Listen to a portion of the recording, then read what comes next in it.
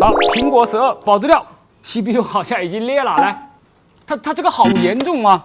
你看这个翘的，看这边 CPU 这边已经就是基本上 BBQ 了啊，看这边好像是断了。我们先看一下电流啊，看完电流之后定故障。好，没有电流反应，来看啊，看，按下开机键直接 BBQ 啊，看到没有？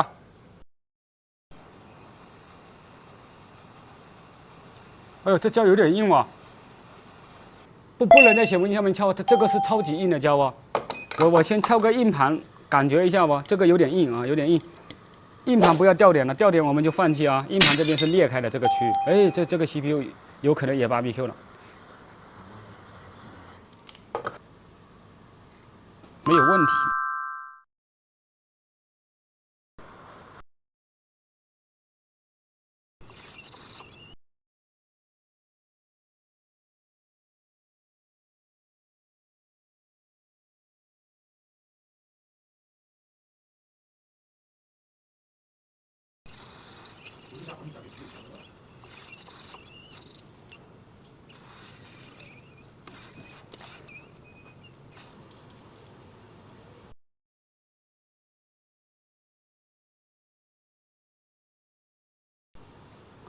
OK， 漂亮。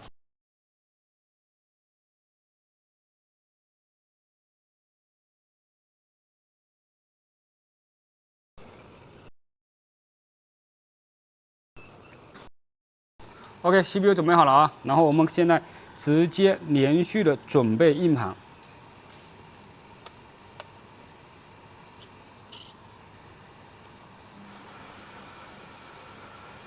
我担心是 CPU 内核摔碎了引起的大电流，为什么呢？你们刚才没看到吗？一开始我们看硬盘边上黑胶开裂的时候，硬盘边上的所有电容都被有万能表测量过的痕迹哦，所以它分层之前这个机器应该是大电流哦。所以这个机器有风险是核心碎了哦，这边的电容全部是被万能表横打过哦，所以这个机器有可能是 BBQ 哦。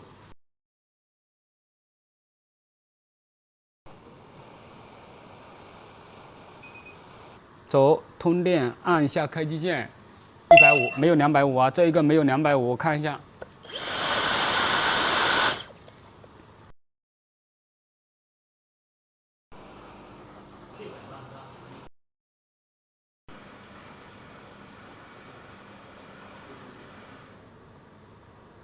哎，我把硬盘装反了吗？不可能反了，这个是装连续了，这边碰到电容了，就是边上碰到电容了。然后呢，原因是什么呢？原因是这边的胶没有去干净嘛，所以呢，它的这个电流就不对了。我把这个边上的胶挑一挑就可以了。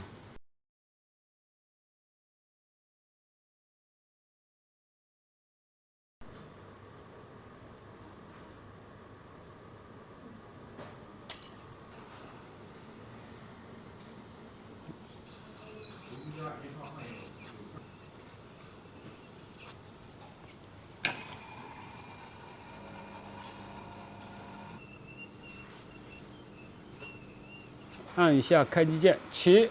现在不要管250啊！为什么说不要管250呢？因为温度是高的，啊，温度是高的肯定是250起跳嘛。我就是搬完逻辑码片之后直接就开机了嘛。不行，这个屏会导致大电流。刚才电流大了一下。好，开机了。这个屏不亮啊，这个屏不亮，这边有一点点啊，这边有一点点颜色。但不行，这个屏已经坏了，你看绿线什么全部没有，但是 OK 了，机器资料已经保住了。从目前的电流来看的话，资料就已经 OK 了，就可以了啊。我们开始下一个。